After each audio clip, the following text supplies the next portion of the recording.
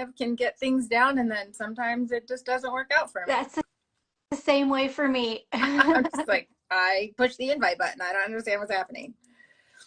Hi. Anyways, how are you? I'm well. How are you, Jen? I'm doing great. I thank you so much for taking the time to chat with me and hopefully educate some more people and just kind of get some information out into more information out into the world about Botox and the side effects that aren't always discussed. You're welcome. Thank you so much for having me. I love coming on to lives and talking about what I'm so passionate about. And like you said, reaching more people. That is always the goal, to raise awareness and reach more people to increase informed consent. Right, exactly. So I'm Jen, holistic esthetician. A little bit why I'm intrigued by this is because I actually have tried Botox years and years ago. And I'm not one to really get headaches, but what happened was, and I didn't realize this until after a few times, because you do have to like re-up, if you will, on it. So this is probably, I don't know, 8 or 9 years or so ago. And I would get it right here in my 11s, which are pretty, pretty strong. And around like 3 months, I would just be knocked out with a horrible migraine. Wow. And I started putting 2 and 2 together. Probably, I think I could go every 3 months, but I started like probably around the 3rd time I realized, I'm like, holy shit, I'm getting these gnarly headaches when it's time to get more. Like when it's, what they say or whatever, right, when my forehead starts to move and stuff like that. So ever since then, I just stopped. I was like, nope, it's not worth it. Like, I just stopped doing it. Like, to each their own. Like, I'm not, totally. It's funny because everybody prefaces, don't judge me. I'm like, I have no judgment. Like, you do you. Right. My goal is just hopefully like give people information so they can do with it what they will. That's exactly it. And just having that information is the only way that then a person can truly make the best decision for their health and have the most information or the most informed consent possible. And that's really where I'm seeing some of the biggest issues right now, is that there's this lack of that happening. Every day I have somebody messaging me saying, hey, I went to a provider. They told me something totally different. They didn't outline any safety concerns. And at the end of the day, that's not how it should be, because you can't make a decision without knowing as much information as possible. I'm curious about your headaches, though. When you got those, did they increasingly did they progress, or did they start? I mean, like, was it always like that? No. So what happened is, what would happen, it would just kind of be, it would start kind of slight. Okay. Like a little light headache. And then, and I'm not one for medicine, so I wouldn't take anything really. Yeah. Basically, I would just put myself to bed, and it hurt so bad that I would just go to sleep. Oh. And then or I would try to go to sleep. But I would have to like put myself in a dark room and then let that be done with it. And then the next day it would be okay. Like, I could you could deal with it. Mm-hmm. I could function, but usually it was like one day of like just a horrible migraine. Oh. And I just kind of just would have to take the day off work, or I just wouldn't do anything all day until the next day. Mm-hmm. And maybe it's not associated, but I associated with it because it started kind of being a thing. And like, you were noticing it was corresponding within a recent time period of having your injections. I wanted to ask you that because I'm getting reports of this all of the time. And so many people use the product for migraines, right? And they're coming to us saying, it worked in the beginning, but now my migraines are more frequent, or now they're even more intense than they were. Wow. And this isn't listed in the patient safety warning label as being an adverse event, but yet we have so many reports of it. So that's why I was kind of curious if it was like a right away thing, or if it like happened down line, and if they increased in their intensity and things. I'm just curious because, like, in my mind, I'm always taking mental notes of what people say has happened to them. I just got it for superficial reasons, and then like, I don't get headaches. Like, I'm not a person that gets headaches, fortunately. Okay. But when I was doing the Botox is when it kind of like, I realized like, oh, I'm like around 3-ish months or so, I would notice my forehead start moving, and then it would like kind of happen, and it would slowly like trickle down, I guess, if you will. Like Mm-hmm. there was one day of intense, like gnarly headache, and then it kind of like trickle down and I could function as a human. Interesting. And I didn't really put it together until I started looking back at when it was happening. And so that's when I just was like, and then I started getting more spiritual, and I believe it like in the third eye. And then I started getting more holistic and digging more into health. And I was like, okay, we don't need to do this. It didn't like, align I don't anymore. It didn't Yeah, it didn't align align with anymore. yeah. Yeah. I get that. So Thanks for sharing that with me. Just yeah, for my own knowledge. Sorry, yeah, guys, we no went off on a little worries. tangent there, but I'm always so curious. No, I appreciate it. So, if you could tell, like, maybe some people that have joined us that maybe Sure. don't follow you or know much about you, if you could just Okay. kind of introduce us and introduce yourself Yeah. and give us a little background about who and what and all the good things. Okay, cool. So I'm Gretch, and I primarily run the NeverTox page. And the NeverTox page was started all the way back in 2018 with my sisters and my oldest sister primarily. And the reason why we wanted to start the page was because she had suffered from a one-time treatment of Botox also to her glabellar and forehead area. So she had just under 33 units. Mm-hmm. And she, 5 days later, had symptoms that were stroke like. She had symptoms that now we know aligned with botulism like illness or syndrome. She had difficulty swallowing. She had a feeling that one side of her body had went numb. She wasn't able to breathe properly. She had tunnel vision, and all of these symptoms hit her really fast 5 days after her injections. And so yes, and I was a young mom at the time, and typically she would have called me, right? I lived the closest to her, but she ended up calling my mom for help, and my mom went over there and was like, "Oh my goodness, something is seriously wrong here." My sister thought she was having a heart attack. My mom thought she had had a stroke, Right. and that's when my sister said, "Mom, I had Botox," and my mom was like, "Oh my gosh, really? You had like Botox?" And she's like, "Yeah." My mom's like, "Okay, we need to take you back to the doctor because something isn't right here, and I'm really concerned that you're having a stroke." So anyway, that was the beginning of a super long health journey for my sister that I watched her experience, and I was alongside of her. And this was back in 2016. And Wow. so it was before there was very much information like anywhere about adverse events or side effects, and even doing things like this, like lives and TikToks and stuff. Right. It just Totally. wasn't, yeah, I mean, they existed, but it just wasn't popular, right? And so there wasn't information at our fingertips to find other people that had had this happen to Mm-hmm. them. So as she started to get better was when she and I decided, hey, we really should put something together to help other people who are in the place that we were. And it was about at that time that we also found the Botox Dysport side effects support group on Facebook. Okay. And it was kind of interesting how we found that. And we were so glad that we did. But at the time, it only had 1,100 members. So this was when the group at that time was, how old would it have been? So it's a decade old now. So it began in 2014. Wow. We founded in 2018. So it was 4 years old Mm-hmm. and 1,000 members. And it was like the confirmation that both she and I needed to know, like, oh my goodness, this is happening to other people. It was like, it was just completely confirmed. Like, this is what happened. It was because of the Botox. And at that time, we didn't know, if it was clinical botulism or if it was a systemic toxicity. Like, we didn't have any of that information. All we had found was other people like my sister. And so that started like this journey really for both of us, because I'm a science mind. I'm a former high school science teacher. I want to understand the world around me. This already fell in line with what I was teaching, what I was studying. And I began all the way back in 2016 reading as much as I could about botulinum neurotoxins, because I felt so strongly that, like, okay, this is what caused my sister's illness, even though we had no confirmations. I mean, we had one doctor, we had an internal medicine doctor that thought, yeah, it could be from that, but there was no testing that she could give us and nothing that she could really do to confirm that's what had happened to my sister. So that's how it all began. In the very beginning, we had hopes of having the page be more focused around like aging gracefully and tools and holistic ways to do that. But it's so quickly morphed more into like a resource center to actually connect people to the information that they need in order to make the decision of whether or not to use, and then also to help people connect the dots in their own health journey. Yeah. Because that was what my sister was missing.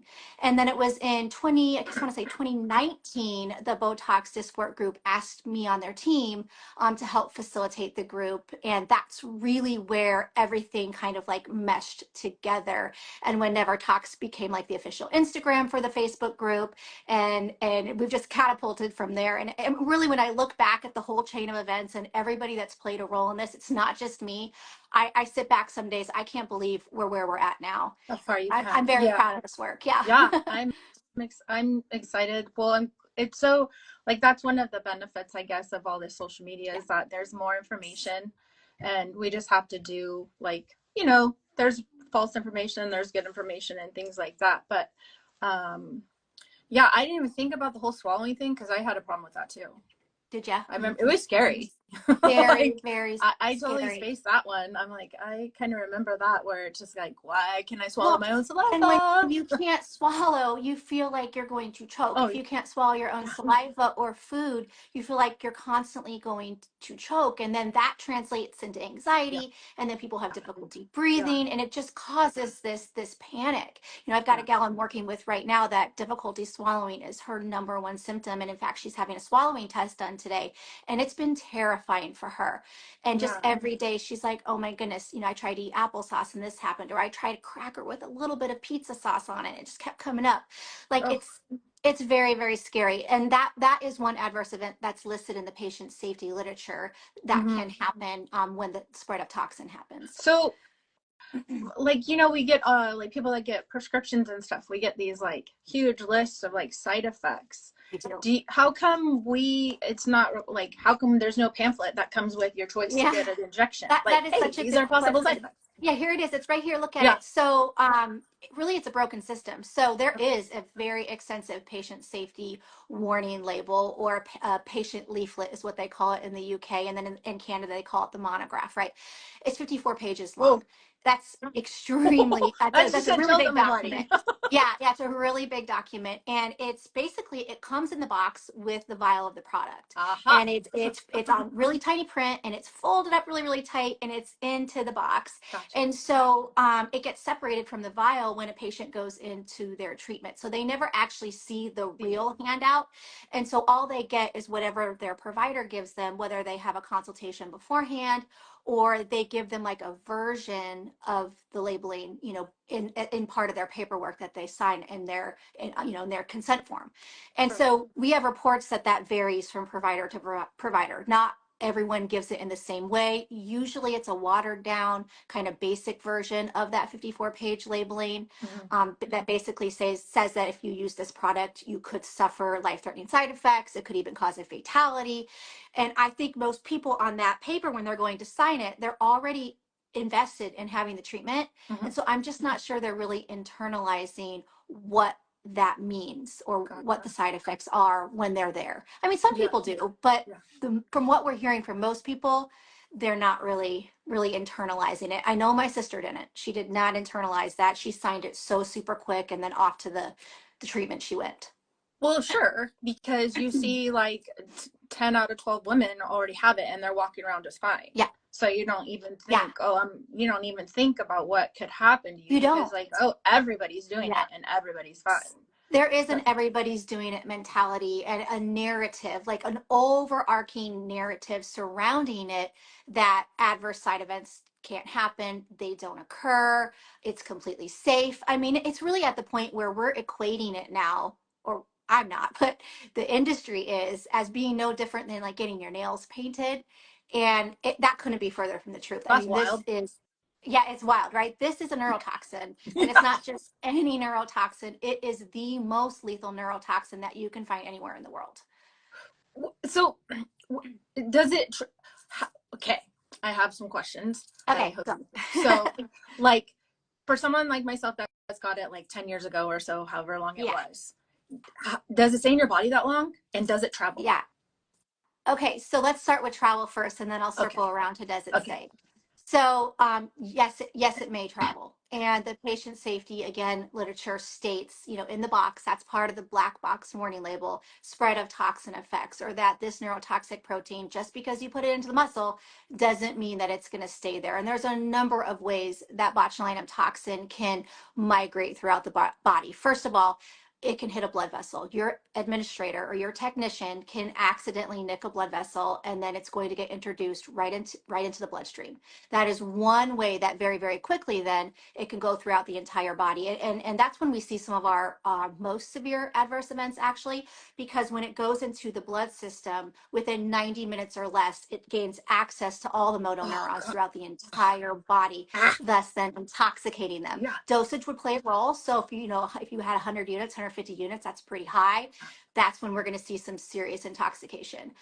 It can also travel neuron to neuron, and that's just because of what this toxin can do. It's capable of it. Just because we want it to stay where you want it to stay doesn't mean that it's going to do that. So you can put it in the forehead, and unfortunately, it can paralyze your shoulder, or it can travel, to the arm. It moves because that's just what it does.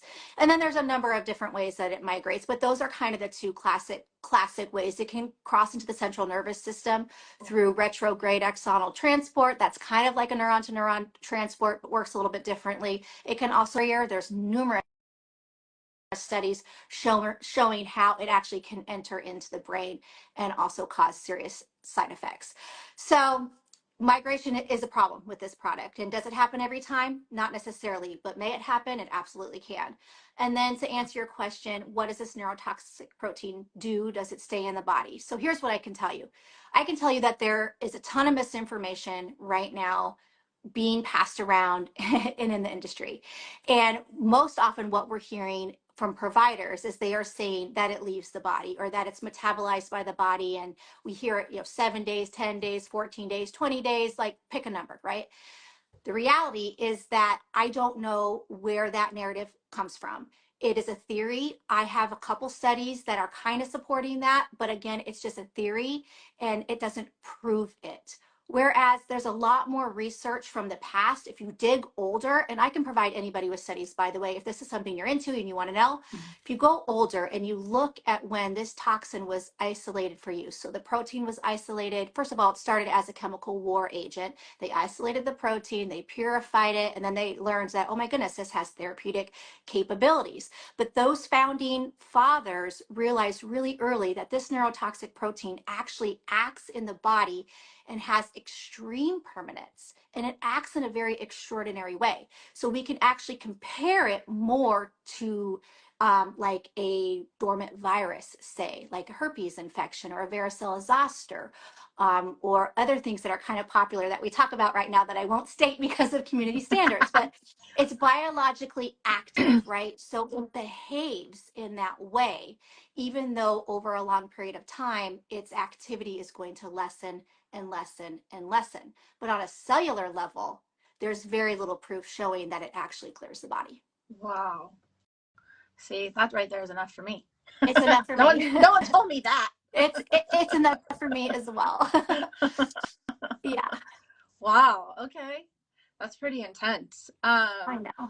That makes me think though of people that that have a hard time already clearing foods and like processed foods and things like that, and then Things, they're other adding this to chemicals. the system. Yeah. I'm like, how is that affecting I guess, like the livers and the kidneys and all the things that filter out and help detox us, I Yeah. guess.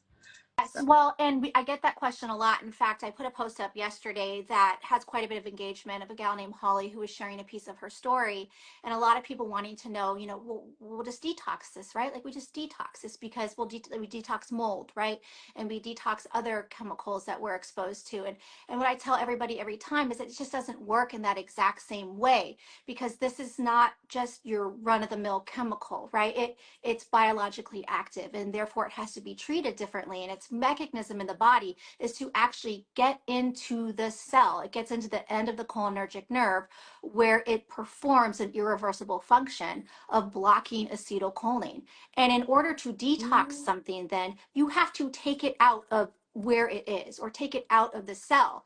And because botulinum toxin is so incredibly lethal, if you take it out of where it's supposed to go or stay, unfortunately, what you're doing is you're giving it an opportunity to repoison the body or migrate just to a new nerve. Okay. Yeah, and what the studies show is that botulinum toxin can only work on healthy nerves. So it's going to keep looking for the healthy nerves. So if you open it up and you get it out and this, you damage the cell, it's just going to migrate till it goes to another nerve that it can work on. That's wild. It's wild. So unfortunately, our group members who have tried all of these different modes and methods to help mitigate this have ended up really, really sick and sometimes worse off than they were with their original symptoms of being poisoned. So when you post a lot of stories, do these people come to you like after they've had a bad experience? And if they do, is it to get help, or when the people come to you, like the stories I see and things like that, is it for help? It's almost always for help. Unfortunately, the way it is, well, it's changing a little bit, but the way that it has been primarily in the past is that people don't find us until they suffer catastrophically. And so they've had a treatment and they know something's wrong. And then they go and they're like, I know this is the only thing that I changed in my life. And then they find us and they're looking for help. However, because of the awareness side of things and doing, lives like this, more people are beginning to investigate this a little closer. Mm-hmm. Also with things that have happened in the news, as you're aware of, and more people sharing their stories. Some people are investigating it first and they find us on the front end, which is where we want everyone to find us first so that they can make that full informed decision. Mm-hmm. But typically people are finding us when they're in a crisis situation. Yeah. I think I remember a young boy, I think it was, and he got Botox. Obviously wasn't for superficial reasons. I can't remember the reasons. And then he just ended up in a hospital bed. Yeah, I know exactly who you're talking about. And he received it for an abnormal clicking in his roof of his mouth. In the roof of his mouth? Use. And that's an off-label treatment, not studied at all. And unfortunately, he suffered very, very dramatically. And I've spoken with his mom on a number of occasions. They're lovely, lovely people. And it's not been an easy road at all. And to see somebody so young, right? And this happened before when he was in high school. Yeah. It's heartbreaking. Yeah. Is he still bedridden, or did he come out of that? He is doing better. Oh, he's good. doing better. It's been several months since I've spoken with them. But the last I heard, he was showing some improvements. And that does happen with people. They suffer really, really intensely. And these people would have been great candidates for like pharmaceutical medical intervention had they have been diagnosed properly. They wouldn't have suffered for many, many months or even years. But over time, what we do see people, from 5 to 60 months, 60, okay, that's a long time. Their bodies have an amazing capacity to regenerate and to grow in new nerves and to heal from this damage. But it is not a linear road. It is very traumatic and it's difficult. Oh, I'm sure. The body is amazing, but you have to give it what it needs. And then trying to figure out what it needs is kind of like biohacking yourself, because we're all so different. And then when you do stuff so different. Yeah, when you do stuff like that, then it's a journey and a learning lesson. I know a lot of people get Botox in their jaw for TMJ. They do. So that's pretty wild, like up in your jaw. I'd like to speak to that. So Botox for TMJ is not approved. And there are a lot of providers that will say that it is. They will say that it is. It's in the approval process, but I don't think it's ever going to happen because the safety data is just not there. And if you think about the masseter muscle, this is like, per square inch, like one of the strongest muscles, if not the strongest muscle in the human body. And it sustains movement constantly. We talk. Well, and it's attached to so many things, and you have your lymph nodes right here. There's just so much going on right here. So much going on. And for that treatment to be effective, it has to be rather high in units. And then it's in a muscle that sustains so much movement. It's just not staying where we want it to stay. That's what I was thinking. Okay. Yeah, some of our people that are the most ill embarked on that treatment. And it's really disappointing. It's really disappointing. And so I understand that for some it can relieve temporarily, that grinding and that pain. However, we have to look at the long-term effects of it, and is it really safe to go into that muscle when it's just going to move constantly? Yeah. Okay. that makes a lot of sense, because that's kind of where my brain went, because I'm buccal massage, and so like I get people that have had Botox, but then they're like, well, is it gonna last? I'm like, well, we have to do the work. Like, one buccal treatment will probably give you relief. Is it going to like cure you, like, and make it go away for a long time? Probably not, but we have to do the work together and figure out like why that's happening, because there's a reason why you have it. But it's not necessarily right here that it's happening. There's something else happening in your body that's causing this to function the way that it's functioning. Exactly. Exactly. And really getting to that root cause. And I like what you said about some treatments are very effective, but you have to put in the time and the work. You do. You know, it's not the quick fix. And unfortunately, we live in a very quick fix society where everybody wants everything yesterday. And I know that living with chronic pain it's awful and it's uncomfortable. And I feel badly for anyone that has that. But at the same time, when you're risking, having really severe adverse side effects, you have to think, is that worth it in the long run? And for me, it's just a hard no. I'm with you. Like someone had a pretty good question here. Hold on one second. Cool. Have to scroll back. I see people in there. Scroll back. Okay, what can we do to help our bodies after having a couple of rounds of Botox? Yeah. That's a great question. So I would encourage anybody who's wanting to either stop using the product or they think they might be experiencing side effects to join us over in the support group. And we do have a protocol there that people work through, by themselves alone. But it's a tremendous resource, and it gives you ideas of ways to manage adverse events if you have any. You can work to neutralize the toxin. We know that drinking celery juice is incredibly helpful. Now, I don't mean drink like 12 ounces a day. That's ridiculous and too much. A little bit every day. Start with a fresh juicing every morning. You could put also green apple in there, and cucumber, and all these really good antioxidant fruits or vegetables, but celery has been extremely helpful to help neutralize botulinum toxin. So if you're someone who's not having adverse side effects, incorporate that, and I think it would be very helpful. To help that. Okay. Well, that's awesome. Good old celery juice. Yeah. I know, who would have thought? But again, you don't want to overdose on it either, because you can't go too far to the other end of the spectrum, because that could cause you some bowel issues, some gastric upset. Really. Someone said, I heard medical medium pharmaceutical brain shot helped women detox Botox. Yeah. Say that 10 times fast. Yeah, and I think medical medium is pretty big into the celery juice as well. Is that what you've heard as well? Okay. Yeah, it's helpful for sure. Yeah, I'm just reading what they said. Cool. See if there's any more in here. Oh, influencers make Botox awesome. Yeah, that's true. Yeah, lots of influencers, and the ones I think that are really surprising me right now, that how like on Instagram and like TikTok and stuff, when you start to watch a certain kind of content, how it shows you more and more and more of that. That's what's happening right now for me. And right now what I'm seeing is all of the vegan, or they call themselves the vegan influencers, but yet they use the Botox.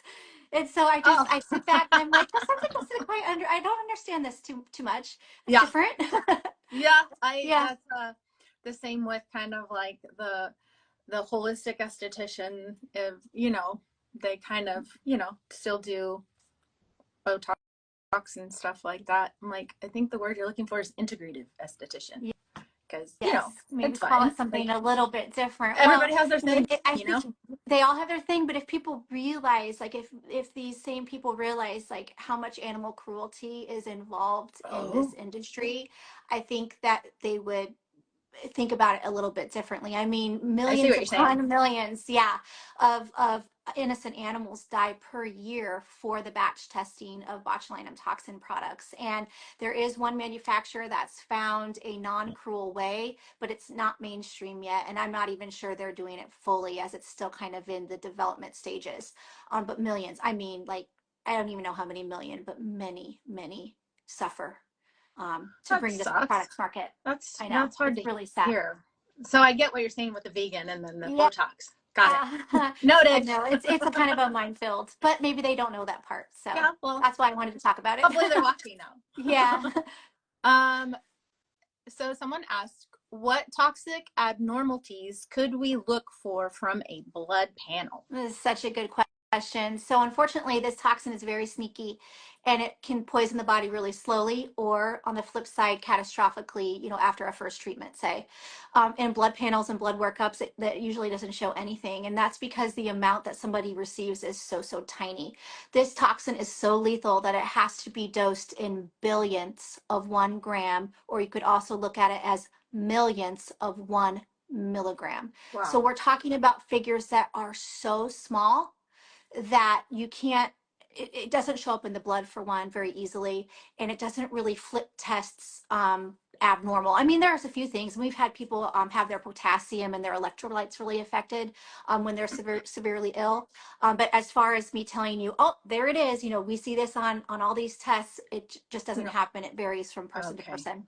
That was a good question. But that's I had a great question and something that I'm actively researching. Yeah, I was wondering that too. Like if someone like thought they were having, because unfortunately there's a lot of doctors that will dismiss like symptoms and be like, oh, it's not Botox, or oh, it's not your they get dismissed. So it's like, we'll just run the test, and then the person starts to question themselves, and then it's unfortunate the way the circle happens. Yes. So I was wondering that too, like if there was a way to know for sure that's what it is. Well, and that's a great question, and there are ways, but the thing is that it's not mainstream. So it's not like our sufferers go into the emergency room with the symptoms that are in the black box warning label that align with botulism like illness, right?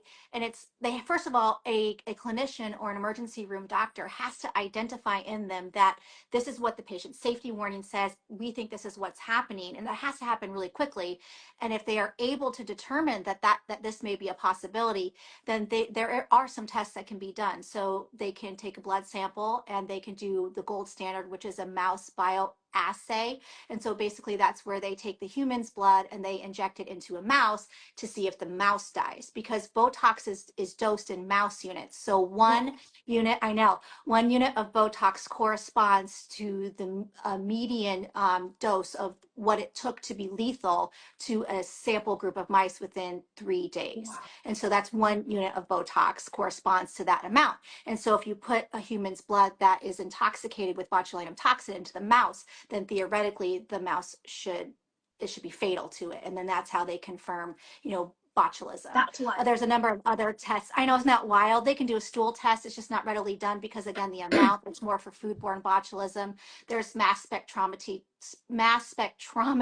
tests, also slightly effective. It's actually looking at the enzymatic activity of this toxin, but it's just not like the hospitals are not doing this. You know what I mean? You have to have somebody, an ID doctor, for instance, or somebody in the hospital that's like, okay, I know how to do this. And we're just not seeing that occur. There's no protocols. There's really just no protocol for people when they go to the hospital with suspected botulism.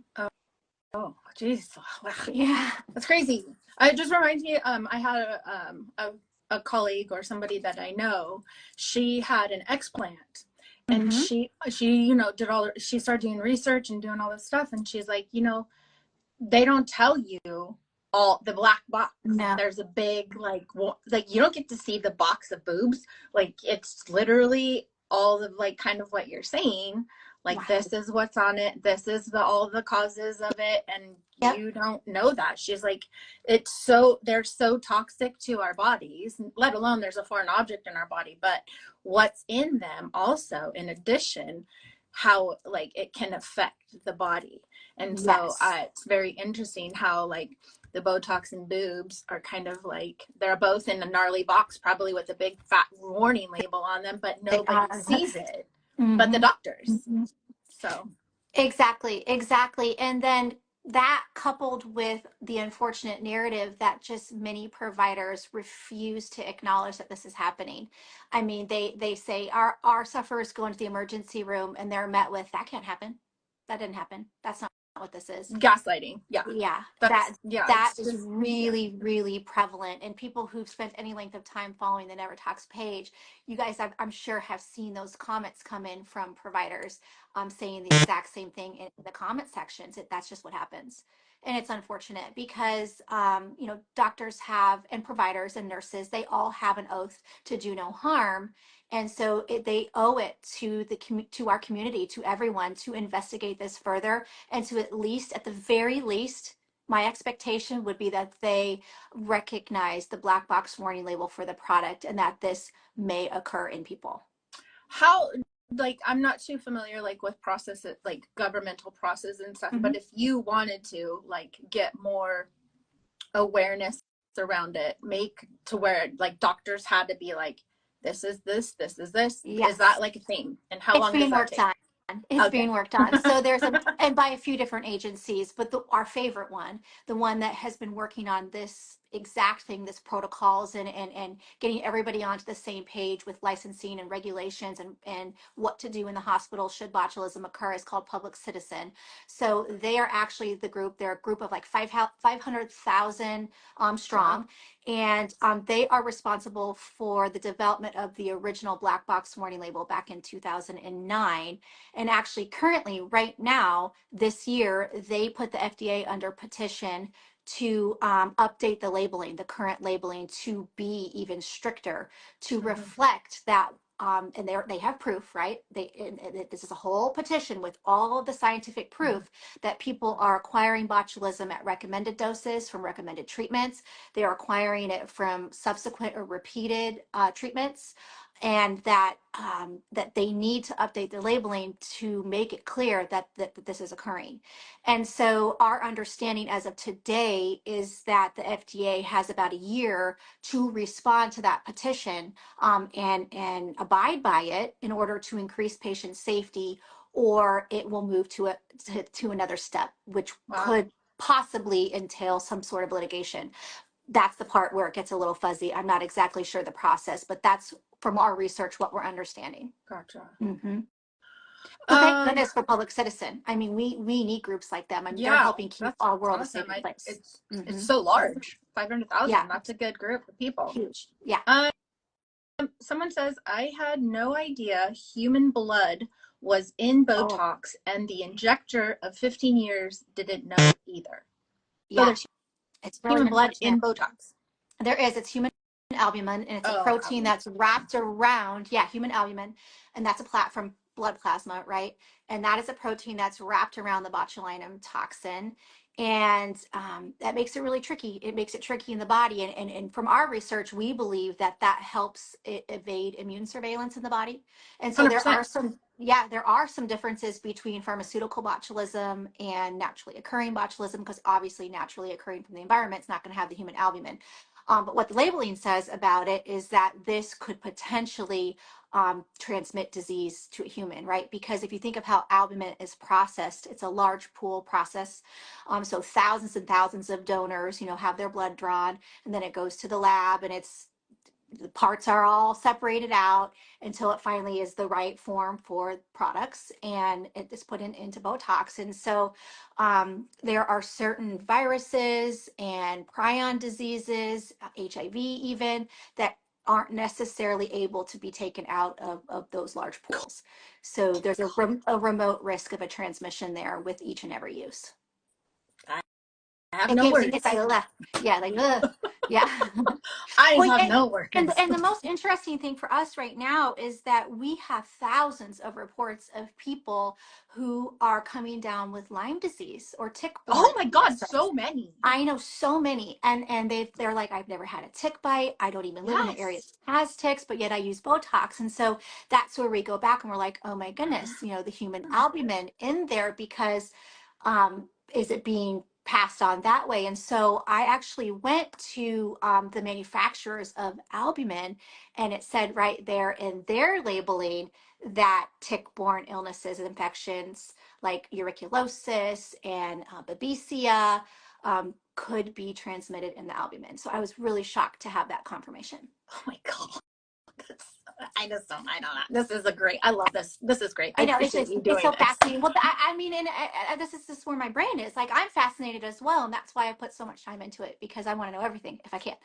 Yeah, well, I appreciate that about you, and I appreciate you sharing all this. Yeah.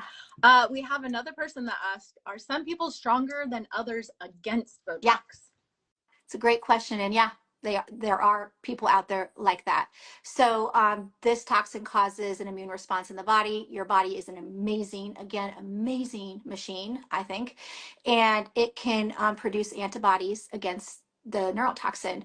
And so for some people, they have those antibodies in full force. But I will say the research actually shows that it's a very small percentage of people. So we're looking at, I mean, if 1%, maybe. I mean, it's very small amount, but some people do develop those, and good for them, less toxicity. Yeah. That's my response. Right. Yeah. Good job, body. Good job, buddy. Yep. Totally. Someone said also it can trigger some autoimmune illnesses. So some tests that were negative before can become positive after Botox, since toxicity can trigger the immune system. 100% correct. That's legit. And that's a really good comment. We have a lot of people that have gone on to have a number of different autoimmune conditions. I mean, the list it's a mile long, and we're seeing that all of the time. Botulinum toxin in the body, and I have these studies, has the ability to turn on gene expression, turn off genes. Like if you are someone who has that in your makeup, it is possible that it could trigger an autoimmune condition. Just by using it, because of what this does with the immune system. It's fascinating. Someone asked, why do antibiotics not target botulism? Such a great question. And the reason why is because this is a biologically active neurotoxic protein. It doesn't work in the same way as other, say, like bacteria. It's not a bacteria. It's a neurotoxin. It's derived from a bacteria. And this is another thing in the industry that providers do not understand. In fact, I was up until 1 a.m. last night trying to explain this to a provider. We were having a very healthy conversation back and forth. I mean, there was a little give and take there. I was frustrated at points, and so was she. But she didn't understand that Botox is no longer the bacteria. Okay. Once the bacteria produces this exotoxin or this neurotoxic protein, the neurotoxic protein consumes the bacteria and it becomes its own code. It's its own thing. It's a whole new thing. It will never be a different thing. It is now botulinum toxin A. And so it works differently than a bacteria would, and how a bacteria can be treated with antibiotics. And then, of course, there's this risk with antibiotics that we're finding is that in some people, and the patient safety warning label makes mention of this, particularly it's an aminoglycoside drugs. I think I'm saying that right. Anyway, that they're problematic for people who have spread of toxin. And we have some theories as to why this is. But again, it probably goes back to how antibiotics work. Antibiotics have to penetrate and open cells in order to get in there and treat. And when you do that again with the neurotoxin, you're opening it up and allowing it to go where you don't want it to go. I don't want it to go. Yeah. Wow.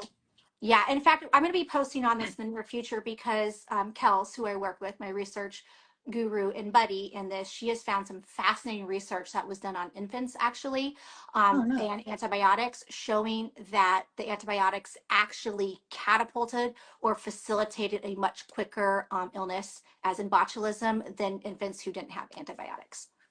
So bacteria is an interesting thing. Have to get that to people. It's a very interesting thing. Bacteria is pretty, I mean, just like a lot of people are confused off topic of like prebiotics, postbiotics, and all that good stuff, and probiotics. So there's like a difference in the way it all works. So it's pretty fascinating the way that bacteria does work.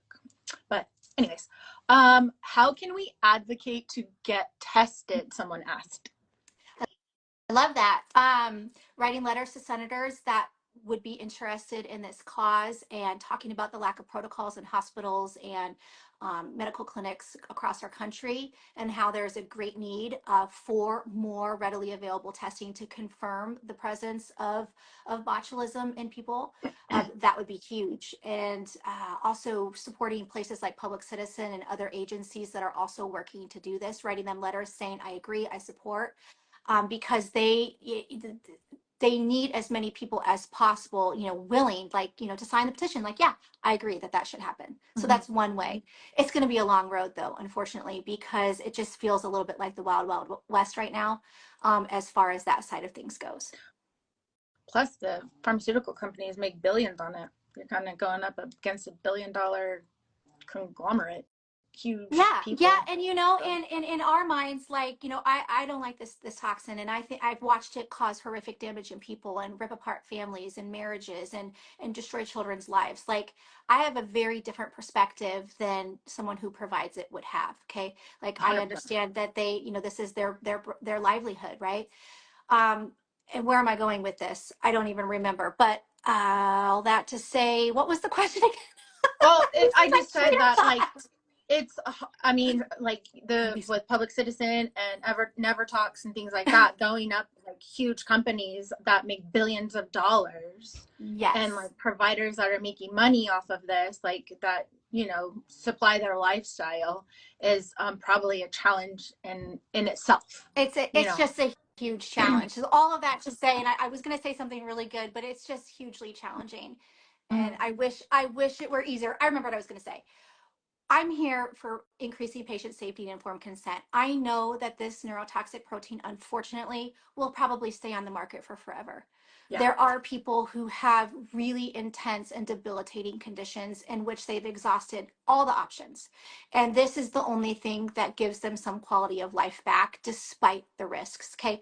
I know that that's happening and that's occurring. And we have those people in our group, and we welcome them with open arms, and we want them with us so that if something bad should occur, they know what to do. Yeah. And so I want providers out there to know that we are not here to try and put a huge rift in your industry. What we want is for people to just know that this is happening, because you can't make an informed decision without having all of the information. Yeah, a little more transparency. That's what I want. Yeah, a little more transparency with, like, the things that it can cause. What would you say, like, if someone, what are some of, like, I don't want to degrade. I know, we have to be careful with our words sometimes. I know. I don't want to say that one symptoms are harsher than another, but if someone was to get Botox and they didn't have all of the symptoms that your sister had, what are some, like, more subtle symptoms, I guess, if you will? That is such a good question. So I'll tell you, we have a couple camps of people. The first camp that I mentioned, people who come to us after they have suffered, like, really intensely or catastrophically in a way that cannot be ignored.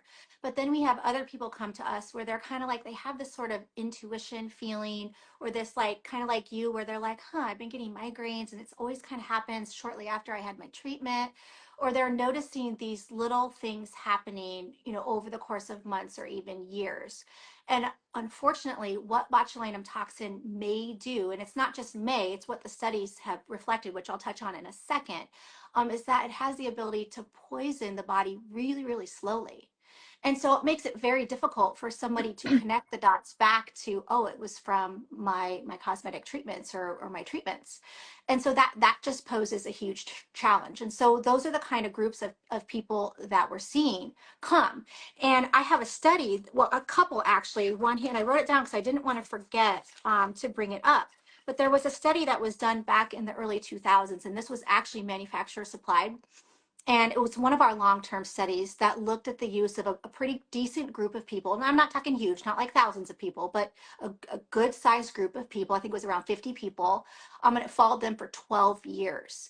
And these were people who were having successive repeat treatments.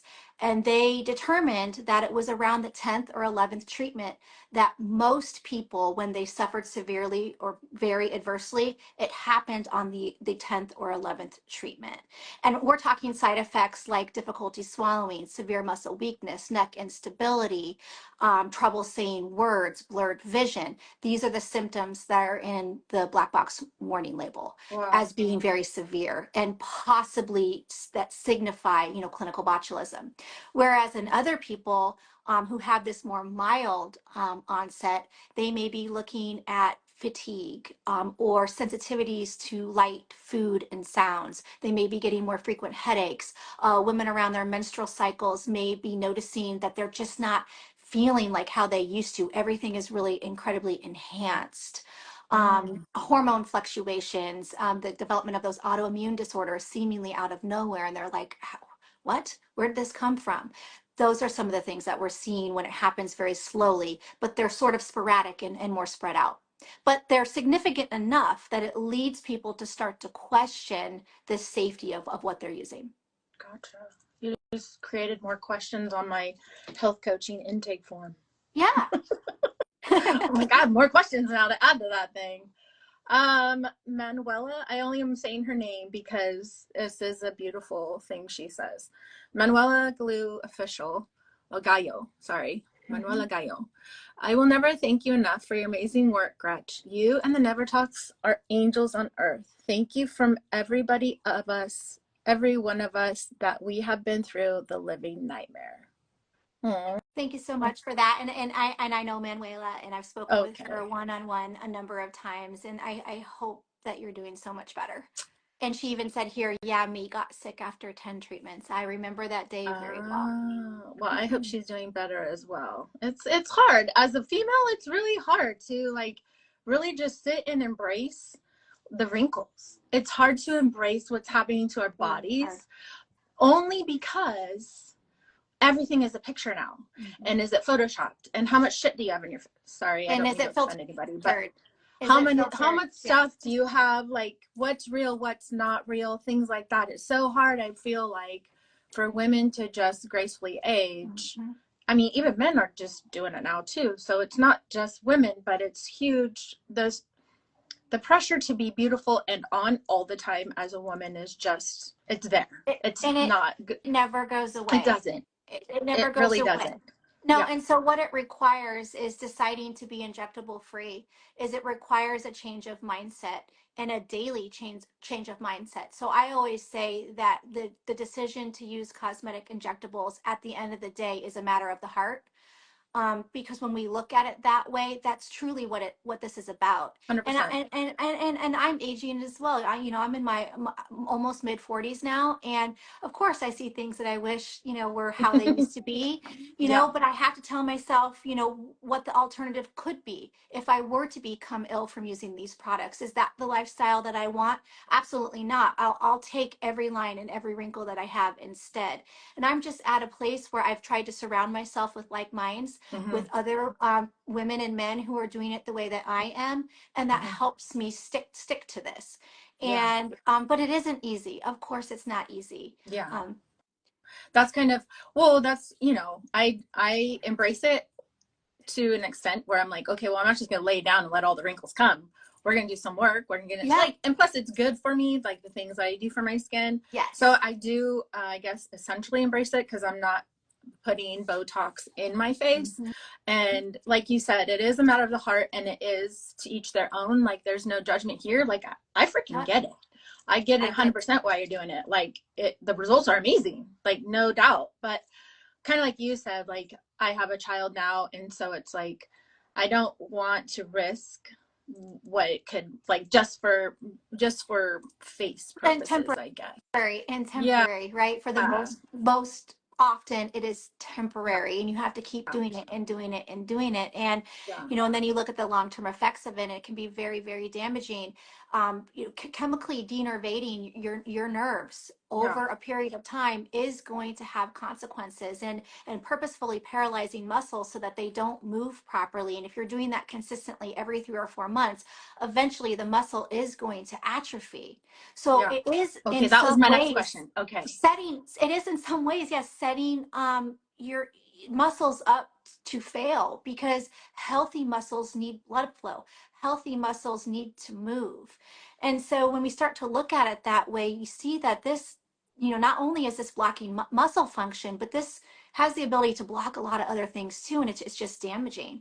And if it enters your brain and it blocks other neurotransmitters, the chemicals in your brain that make you feel good, your dopamine, your serotonin levels, if it affects those, is it really worth it at the end of the day?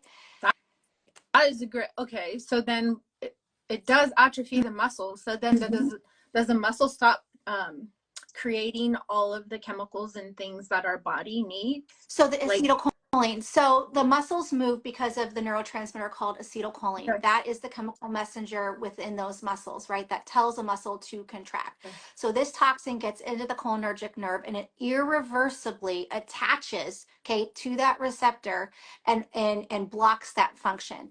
And in order for the muscle movement to come back, your body has to grow, sprout and grow new baby nerves in that are not intoxicated by the toxin. And then those nerves can take over and properly release acetylcholine. But the problem is that doesn't happen every single time. There is a point where the toxin has the ability to intoxicate those nerves as well, which I kind of mentioned about this neuron to neuron or this migration. And that's what we're seeing occur. So in people that's happened in, what then happens then to their muscles is that they're seeing structural changes. They're seeing drooping and atrophy and divots and almost like holes in a way. Like I see sunken in, like, because sunken it in, has to yeah, be this. Okay. exactly, or swelling or lumps and bumps. And we're seeing all that happen, on the physical side of things as a result. For some people, they don't regain the muscle movement back either. So, it's been 2 years out from their treatment and they still don't have, proper movement, which is also kind of a key indicator that things are not, coming back to baseline. Yeah. We see it a lot. Yeah. Someone asked, what is the antitoxin made from? It's heptavalent antitoxin. It's derived from horse antibodies. So these were horses that were purposefully given botulism, all 7 serotypes, and then the antibodies are then delivered to the human in order to mitigate further damage. Heptavalent antitoxin cannot act on any toxin that's settled within the cells. It can only act on free roaming toxins. So time is of the essence. If someone believes that they have the symptoms of botulism after botulinum toxin treatment, they need to get in and start going through that request process immediately. And I will tell you, it is grueling. Grueling. I've done this for almost a decade and I can count on one hand the number of people we've successfully facilitated. And one of them just recently happened. So it's hard to get. Yeah, I bet. Is there a way to find a doctor who does do the rare testing, like the mouse test, and then mouse bioassay? that. And then if the test comes up positive, will we be approved for antitoxin? I would assume if you are in hospital and you had a positive mouse bioassay that they would and if you also had the symptoms alongside of it with progressing botulism. So again, it has to be progressing because they reserve that treatment for people who would experience a fatality without it. That's the requirement. Okay, so they wait until the person is at that point. It's really unfortunate. But I would assume that they would facilitate it if they had that test. Otherwise, right now, it's being facilitated based on symptoms and then watching the progression of it.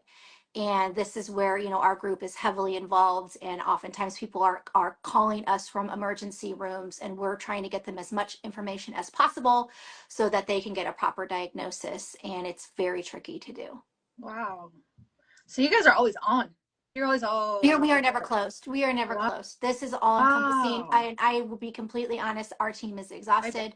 I don't even know how we do it. We have unfortunately, a little bit of a turnover rate with our help because people can come in for a period of time. And although they love this work and they want to do it, it's very all encompassing and it's not for the faint of heart for sure. Yeah. Wow. But well, for me, I love this work. I love this work and I can't imagine not doing it. And I know that there's others right alongside me who have put in thousands and thousands of hours, as have I, and they would not have their life any other way. So we love doing this work. Yeah. So people know. Thank you so much. You're welcome. I need to start wrapping it up, but is anyone working a cure or understanding the toxin more? Yes. Several, actually. And there's a couple drugs in trial right now that they're using to help reverse paralysis. They've shown to be successful in some ways. The animal model studies are encouraging, but like the antitoxin, they can't treat what has already occurred within the cell. Gotcha. They can only act on what hasn't settled yet. And, there's this discrepancy